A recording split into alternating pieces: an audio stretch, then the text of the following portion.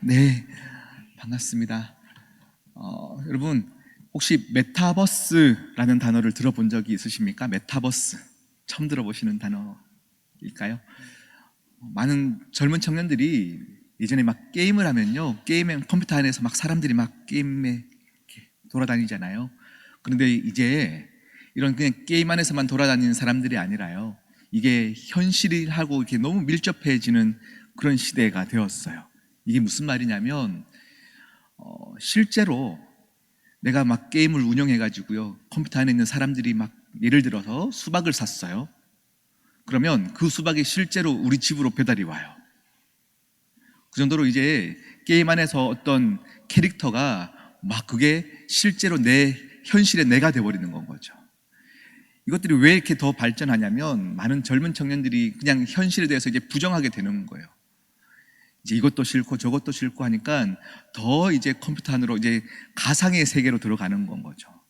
현실을 부정하면서 이제 가상의 현실에 어떤 공간이 열려버렸어요. 지금 그런 시대를 살고 있어요. 그래서 여러분 상상할 수 없는 지금 그런 일들이 지금 현재 일어나고 있어요.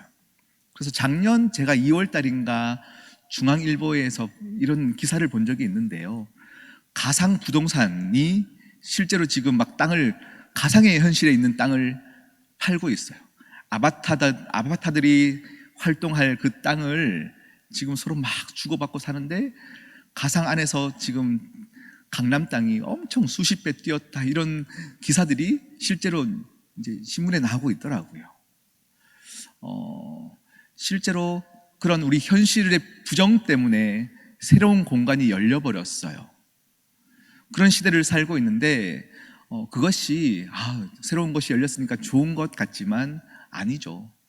우리 인간은 또 누군가와 부대끼며 함께 지내며 그렇게 살아가야 되는 게 하나님께서 창조되었어요. 그런데 과학의 문명이 이렇게 빠르게 발전하는 것들은요, 더 인간을 위하는 것 같지만 사실은 우리를 더 숨게 만들고 수고가 없게 만들고 그냥 모든 것들이 부정적으로 만들면서 그냥 그 공간들이 지금 열려가는 시대를 살고 있어요. 그런 세상이 있나 싶은데 실제로 많은 젊은이들이요, 그렇게 이제 그냥 댓글 달고 뭐 서로 계속 숨어가면서 현실을 부정하며 사는 게 지금 우리가 살고 있는 이 시대가 그런 시대가 되어버렸다라는 거예요. 그런데 오늘 말씀을 보면요, 여러분 또 잘 아시는 말씀입니다. 예수님께서 가버나움 동네에 가셨어요. 그리고 한 가정에 방문하여서 말씀을 전하시는데 소문을 듣고 많은 사람들이 그 집안에 가득 채워진 건 거죠. 가득 채워졌어요. 그런데 이때 보니까요, 2절 이상 쭉 보면요, 4명의 친구가 한 중풍병 걸린 그 친구를 데리고 주님께로 나아가는 거예요. 주님께 나아갔는데 집에 사람들이 빼곡하게 서 있는 건 거죠. 그래서 오늘 말씀 보니까요, 발 디딜 틈이 없을 만큼 사람들이 모여가지고 들어가지를 못하는 상황이 되어져 버렸어요. 그래서 이 네 친구가 무엇을 한 건 거죠? 지붕으로 올라간 건 거죠. 지붕을 뜯고 침상을 이제 예수님 계신 방으로 내리는 거예요. 그런데 여러분, 밖에서 볼 때는 발 디딜 틈이 하나도 없었어요. 공간이 없었어요. 그런데 지붕을 뜯고 침상을 내리는데 그 침상이 내릴 만큼의 공간이 생겼다라는 건 거죠. 공간이 생겼다. 오늘 이 본문을 가지고 우리 함께 은혜를 받기 원하는데요, 여러분, 친구들의 이 수고 그냥 되는 거 아니에요. 친구들이요, 예수님이 그 집에 오신 것을 가지고 그 소식을 듣고 중풍병 친구를 데리고 야 일어나 가자 해서 친구가요, 병든 친구가 일어나서 막 걸어가는 그런 상황이 아니잖아요. 누워 있는 거예요. 침상에서 일어날 힘조차 없는 사람을 침상을 들고 그것까지 가는 것도 사랑이 없으면 못하는 거예요. 그런데 갔더니 어때요? 들어갈 수 없는 현실에 부딪힌 건 거죠. 이까지 했어도 사실 사랑의 수고를 많이 한 거예요. 그런데 그 친구들은 거기서 멈추지 않는 건 거죠. 이렇게 돌아갈 수 없다는 건 거예요. 그러니 옥상까지 올라가서 지붕까지 올라가서요, 지붕을 뜯고 그 침상을 내려놓는 수고를 하는 거예요. 이 수고로움은 새로운 공간을 창출했어요. 이 수고로움은 생명을 살리는 첫 단추가 되었어요. 그런데 우리 지금 이 시대를 살고 있는 나의 모습들이 어느덧 수고로움이 없어져 가고 있어요. 3년의 코로나 시기를 보내면서요, 한 1년쯤 지날 때는 이제 좀 끝나겠지, 이게 이렇게 오래 갈지는 몰랐다, 우리가 그렇게 얘기했었는데요, 이게 2년, 3년 지나다 보니까 우리가 예전에 우리 교회 공동체를 지키려고 했던 우리의 땀방울들과 수고가 우리는 다 있었어요. 각 예배를 지키려고 우리가 애썼던 그 수고가 우리 안에 다 있었어요. 그런데 이게 3년쯤 지나가니까요, 이게 평안하다는 것들을 깨달았어요. 이 평안함은 절대 우리에게 유익을 주는 평안이 아니에요. 우리는 우리의 영적인 신앙의 근육들을 키우기 위한 수고가 꼭 필요하고, 이 수고가 너희를 살릴 것이다, 이것이 하나님의 마음인데요, 어느덧 우리는 육신의 평안함에 익숙해져 버렸어요. 오늘 말씀을 다시 진행하기 전에 여러분들에게 먼저 이렇게 얘기를 드리고 싶어요. 이제 우리 교회는 곧 주일 오후 예배도 시작할 거고요, 모든 예배들을 정상적으로 돌릴 텐데, 이제 여러분, 우리의 마음으로는 다 알고 있어요. 예배가 그렇게 없어지면 안 되고, 다시 예배가 회복돼야 되고, 우린 다 알고 있는데요, 또 우리의 육신은 모든 것들이 너무 평안해져 가지고요, 이제 그것들을 다시 회복할 때 또 피곤을 느끼게 되어 있어요. 이것은 우리 모두가 그래요. 그렇기 때문에 여러분, 다시 현실로 딱 돌아와서 예배가 시작될 때, 그때까지 무엇을 해야 되냐면요, 영적인 몸 만들기를 하셔야 됩니다. 우리의 모든 스케줄들을 다시금 원래 있었던 그 시간대로 바꾸는 영적인 훈련들을, 영적 몸 만들기를 지금부터 여러분 하셔야 됩니다. 그래서 오후에 스케줄을 잡던 것들이 이제 당연해져 버렸는데, 그것들을 멈추는 것, 줄여가는 것도 지금부터 훈련하셔야 되고요, 우리가 오후 2시에 우리 찬양 예배가 있었던 것들을 이제 시작할 텐데, 그렇다면요, 그냥 오후 1시 반쯤 되면 그냥 교회 마당 한번 밟고 가시고요, 그렇게 와서 한번 기도하고 가시고, 그런 우리가 영적인 훈련들을 지금부터 하셔서 다시 우리 2시 예배가 시작되었을 때는 정말 사모했던 우리의 심령들이 한마음 돼서 주님을 찬양하는 그날이 오기를 축복해요. 그냥 멍하게 있다가요, 그냥 예배가 열렸으니까 다 오세요 하면 그게 사모해지지 않더라고요. 당연히 열려야 되는 것들은 알겠는데, 나는 이미 익숙해져 버렸고 평안해져 버려가지고요, 사모함이 생기지 않아요. 우리의 영성은 수고로움에서 시작하는 겁니다. 우리의 영성의 유지는 더 하나님께 매달리는 그 수고가 있어야 계속 끈끈이 이어져 가는 거예요. 네, 그래서 여러분, 이 수고로움을 마다하지 않으시는 여러분 되기를 원합니다. 근데 4명의 친구들을 보면요, 침상을 들고 오는 것도 신기하고, 그것을 가지고 옥상까지 올라가는 것도 신기해요. 어떻게 이렇게 가능할까? 이게 어떻게 가능할까 싶은데요, 이렇게 옥상까지 올라가는 수고로움에는 2가지가 필요한 게 있어요. 2가지가 뭐냐면요, 첫 번째는 확신이 필요합니다. 그 확신이 뭐냐면요, 예수님께만 데려가면 내 친구를 낫게 할 수 있다에 대한 확신인 거예요. 내 친구가 너무 아픈데 이 친구를 주님께만 데려가면 나을 수 있다라는 확신, 그 확신이 있어야만 이 수고가 가능한 건 거죠. 여러분, 이 확신이 없는데 침상을 들고 이까지 오는 수고가 가능할까요?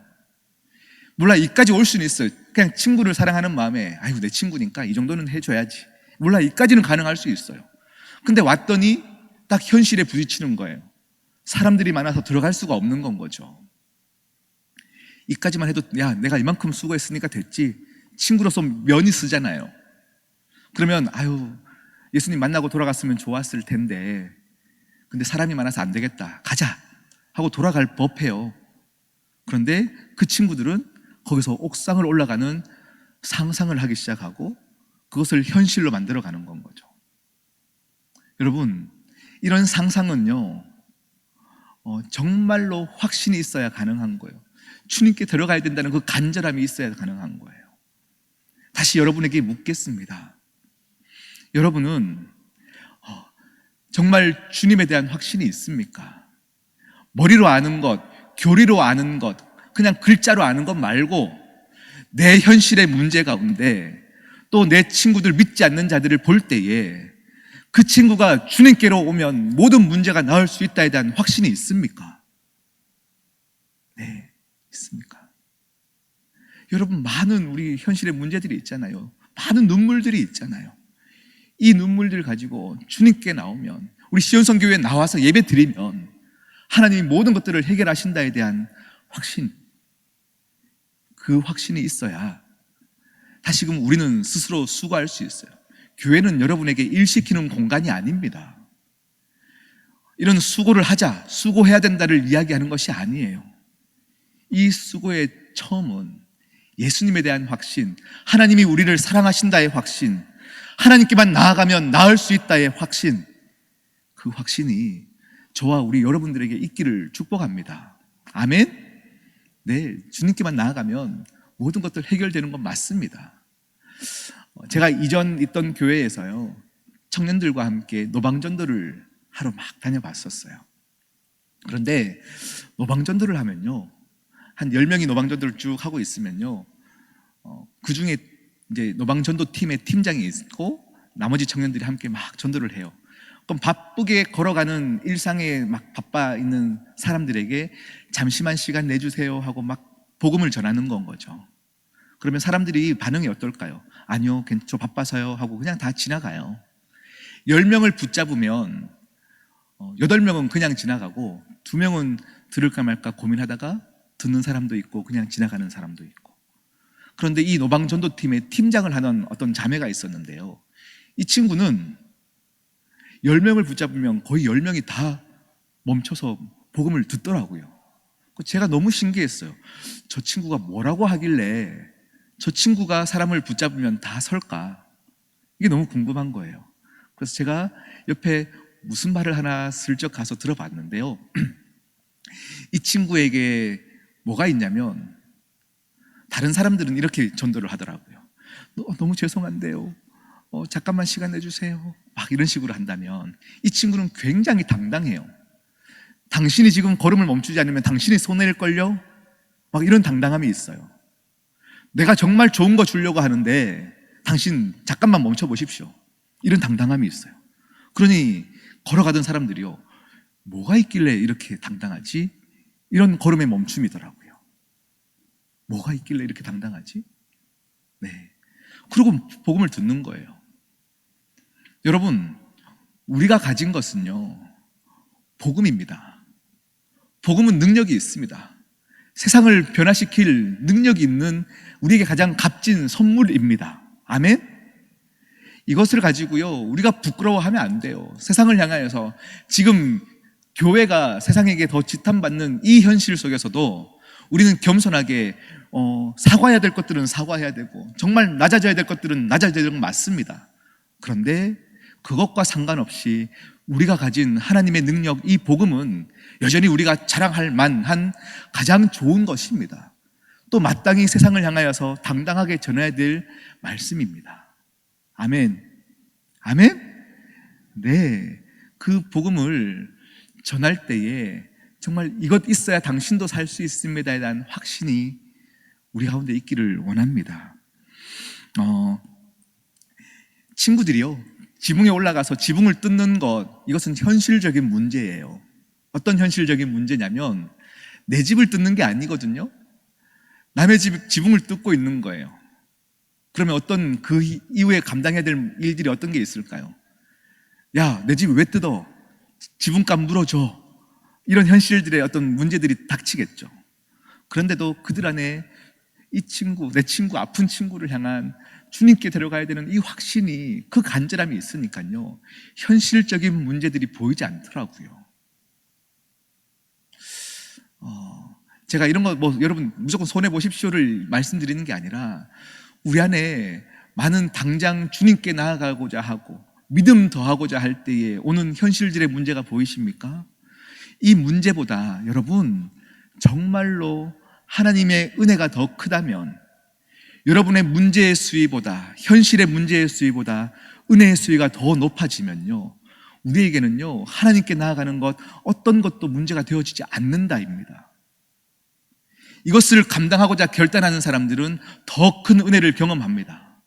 더 큰 길로, 안전한 길로 인도하시는 하나님의 일하심을 볼 수 있게 되어진다를 얘기하는 거예요. 두 번째 필요한 게 있어요. 지붕까지 올라가는데 두 번째 필요한 거는요, 사랑이에요. 사랑. 이 친구들은요, 내 아픈 친구에 대한 간절한 사랑이 있었어요. 아까 말했어요. 침상을 들고 주님께 그 집에 오는 것까지는 가능할 수 있으나 집으로 올라가는 것까지는 정말로 사랑이 없으면 안 되는 거거든요. 이 사랑은 한 번의 결단으로 되어지는 게 아니고요, 나의 일상에서, 아마 이 내 친구는요, 성경에 나와 있지 않지만 예수님이 왔던 이날 전에도 항상 이 친구를 향한 수고가 있었던 것 같아요. 이것 없이 지붕까지 올라가는 것 결코 할 수 없는 일들이에요. 여러분, 우리가 주님의 일을 할 때, 여러분의 일상에서 누군가를 사랑하고 도울 때에 그냥 한 번 은혜 받았다고 될 수 있는 것 같지만, 여러분, 매일매일 수고가 쌓이고 누군가를 향한 그 선대가 쌓이고 이것들이 쌓여야만 하나님 오실 그때에 우리는 사랑의 수고들을 마음껏 할 수 있는 거예요. 네, 사랑하는 것이 여러분의 일상이 되기를 축복합니다. 누군가를 섬기고 사랑이 필요한 자들을 향하여서 사랑해내는 것은요, 한 번에 되어지는 건 아니에요. 조금씩 조금씩 쌓여가는 거더라고요. 근데 더 중요한 것이 있어요. 그게 뭐냐면요, 내가 스스로 할 수 있는 사랑이 아니라요, 성령 하나님을 내 마음에 모시는 것, 성령님이 계셔야만, 성령 충만해야만 할 수 있는 사랑이 있어요. 네. 사도행전 2장에 보면요, 사도행전 3장이구나. 네, 3장에 보면 베드로가요, 성전을 가다가 안진뱅이를 고치는 사건이 나와요. 그런데 사실 베드로는요, 이 성전에서 항상 올라가 예배를 드렸던 사람이죠. 예배를 드렸던 사람이죠. 그런데 이스라엘 민족의 그 성전, 예배로 올라가는 그 길은 항상 이렇게 오르막길이에요. 성전이 높은 곳에 있어서 항상 오르막길을 올라갔었어요. 그런데 여러분, 그 성전에 올라가는 오르막길에는 항상 누가 있었냐면, 그 길에 아픈 사람들이 항상 앉아 있었어요. 도움이 필요한 사람들이 항상 앉아 있었어요. 왜요? 그들도 아는 거예요. 예배를 가는 길에는 항상 사람들이요, 오늘 하나님 만나러 가고 예배하러 갈 때는 우리의 마음이 그래도 조금은 더 선해지거든요. 착한 사람들, 예배를 사모해서 가는 사람들이 앞에 가서 구걸하면 더 이렇게 돈이 거치는 것들을 아마 알고 있었던 것 같아요. 성전 올라가는 길에는 많은 아픈 사람들이, 구걸하는 사람들이 거기는 앉아 있었어요. 그런데 이것은 이제 일상이 되어버렸어요. 베드로도 항상 예배를 하러 올라갈 때에 그냥 보이는 사람이에요. 지나치면 되는 사람이었던 것 같은데, 사도행전 보니까요, 1장 2장에 어떤 일이 일어납니까?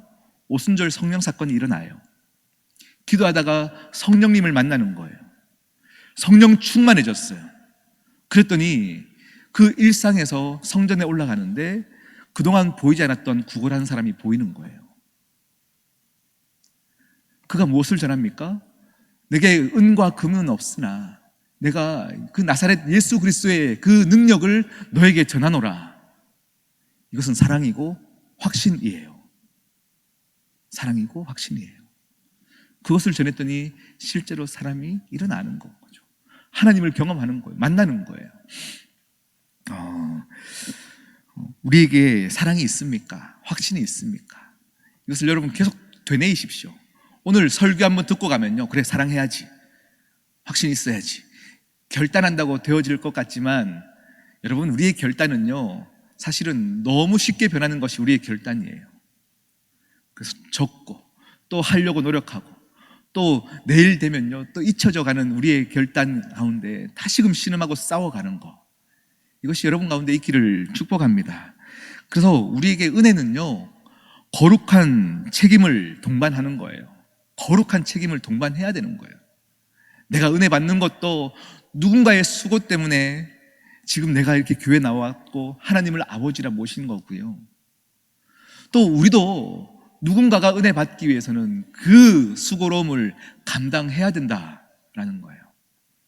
오늘 말씀 보니까요, 5절에 이렇게 얘기해요. 예수께서 이제 친구들의 믿음을 보시고 그 친구들의 믿음 때문에 이 아픈 자를 향하여서 뭐라고 말씀하시냐면, 작은 자야, 네가 죄사함을 받았다 라고 말씀하세요. 그런데 여러분, 이상한 말씀이에요. 왜냐하면 친구들의 믿음을 보신 거는 이해가 가요. 근데 친구들이 너무 수고했으니까 네가 병남을 얻었다라고 하면 이해가 돼요. 병이 낫는 것까지는 친구들의 수고 때문에라도 주님께서 할 수 있어요. 근데 주님이 뭐라고 하시냐면, 네가 죄사함 받았다라고 말씀하세요. 네가 구원받았다라고 얘기하는 건 거죠. 제가 말씀을 묵상하다가 하나님께 질문이 생겼어요. 하나님, 믿음은 내가 믿어야 구원받는 거 아닙니까? 친구들의 믿음 때문에 내가 구원받을 수 있습니까? 에 대한 질문이 생기는 거예요. 하나님께 묻기 시작해서, 하나님, 이게 가능한 겁니까? 가능한 겁니까? 그런데 어느 날 하나님이 저에게 말씀을 주시더라고요. 네가 너의 열심 때문에 믿은 건 줄 아냐? 이렇게 말씀을 주셨어요. 네가 너의 열심 때문에 믿었냐?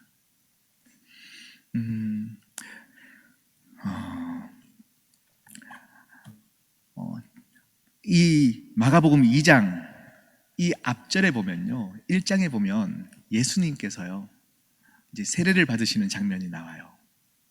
세례를 받으시는 장면이 나오고, 딱 이제 세례 요한으로부터 세례를 받을 때에 그때에 하늘이 찢어졌다고 표현하고 있어요. 하늘이 찢어져 예수님께 하나님이 이렇게 너는 내 사랑하는 아들이요 내 기뻐하는 자다 라고 말씀을 하셔요. 그런데 그때에 하늘이 찢어지고 이렇게 표현하시는데, 여러분, 하늘이 다른 성경에서는요 사복음서에 보면 하늘이 열렸다라고 표현하는데 마가복음에 보니까 하늘이 찢어졌다라고 표현하고 있어요.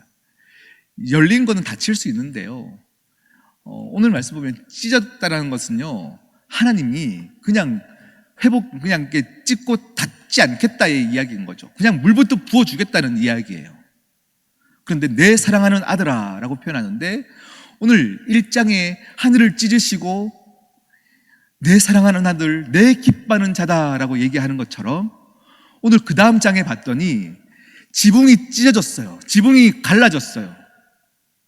그리고 그 갈라짐 안에서 하나님이 뭐라 말씀하시면 죄 사함 받았다 그러시고, 그 다음 뭐라 말하면 작은 자야 라고 얘기하는데요, 이 작은 자가 믿음이 작다의 표현도 아니에요.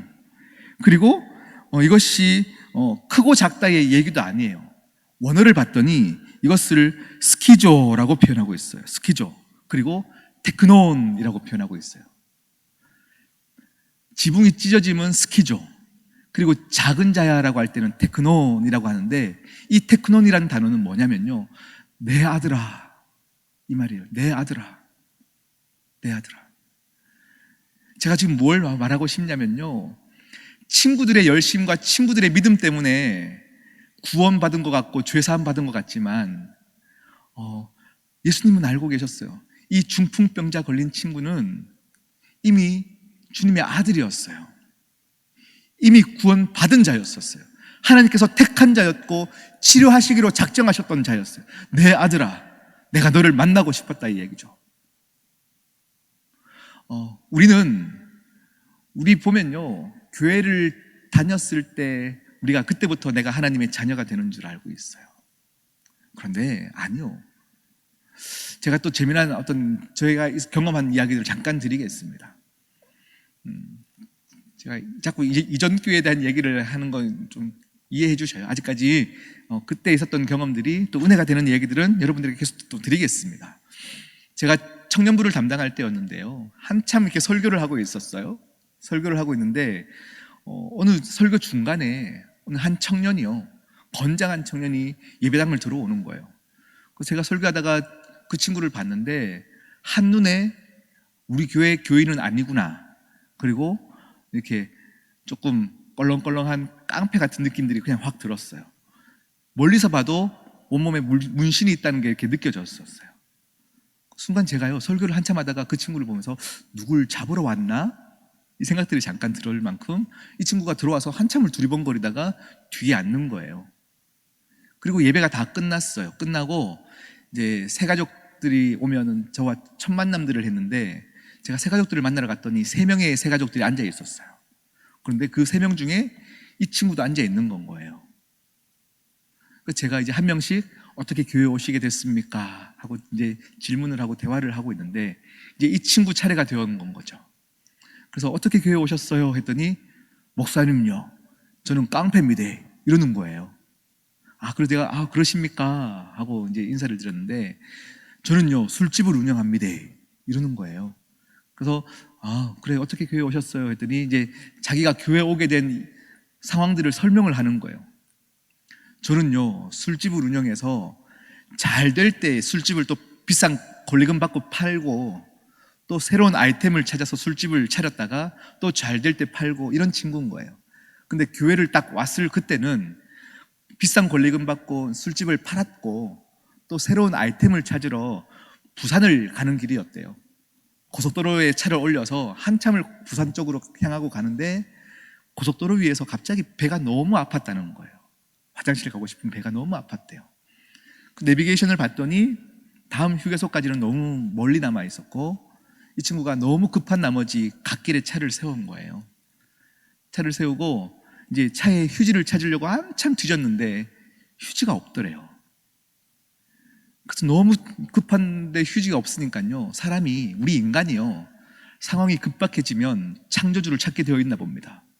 이 친구가 휴지를 찾다가 휴지가 없으니까, 하나님 휴지 주시면 내가 하나님 믿겠습니다, 이렇게 그냥 혼자 되뇌었대요. 네.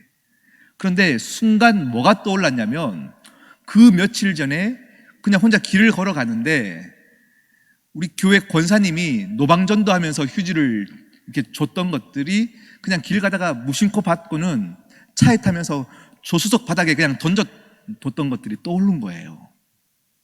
그게 생각나서 설마 하고 조수석 바닥 밑을 막 찾아보니까 휴지를 발견한 건 거죠.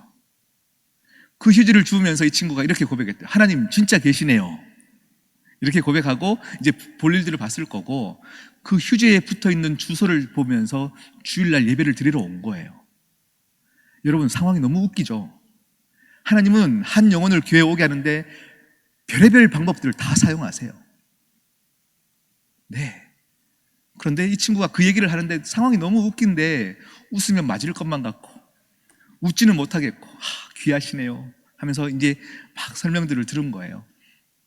자, 여러분 한번 생각해 보십시오. 이 친구가 하나님의 자녀가 된 것은 휴지를 발견하면서 하나님 계시네요 라고 고백할 때부터일까요? 아니면 주일날 교회 와서 새가족 등록 카드를 쓸 때부터일까요? 언제부터일까요? 네. 제 생각에는요, 아니요, 이건 확실해요. 술집을 운영하고 사람을 괴롭힐 때도 이 친구는 하나님의 자녀였어요.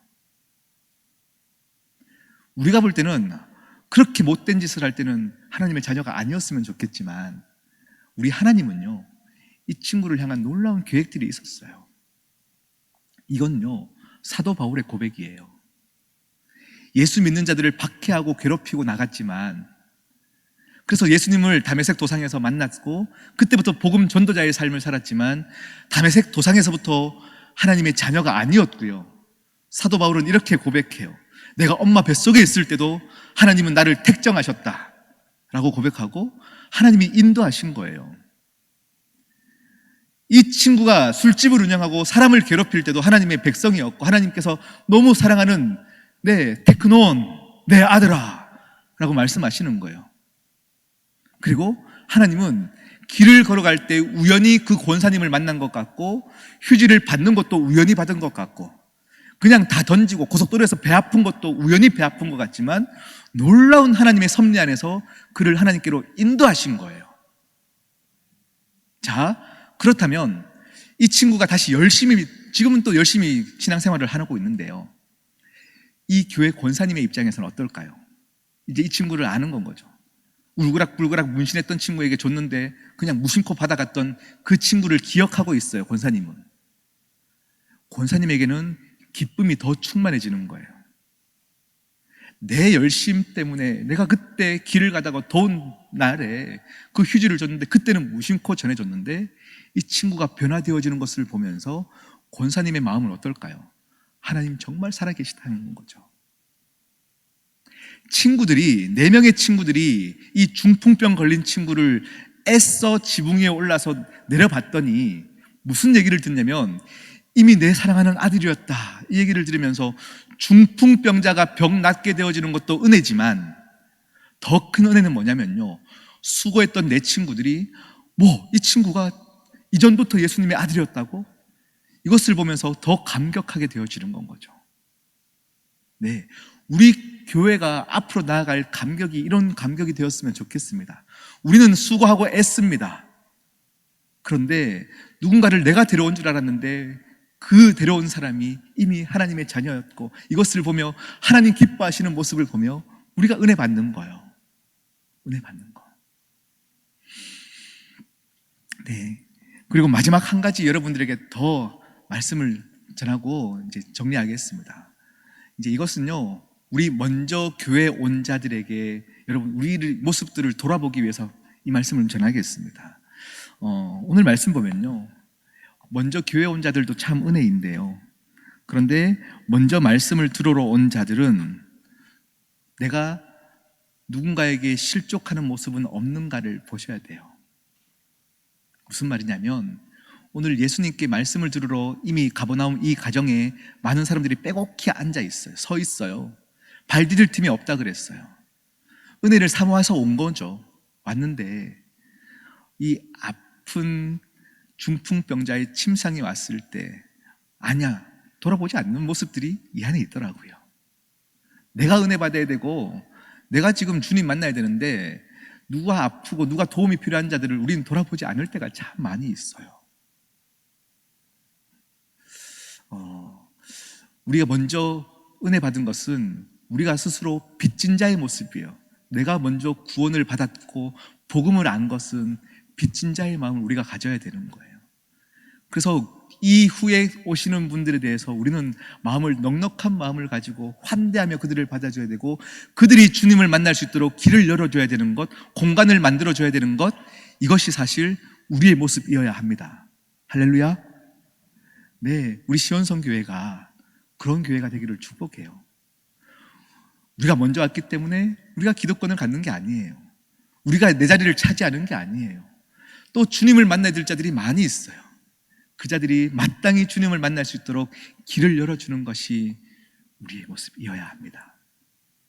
네, 그런 시온성교회가 될 때 우리 교회는요, 공간이 차고 넘치게 모든 이들이 함께 하나님을 찬양하고 높이며 네, 천국 잔치가 되어지는 공간이 될 줄 믿습니다.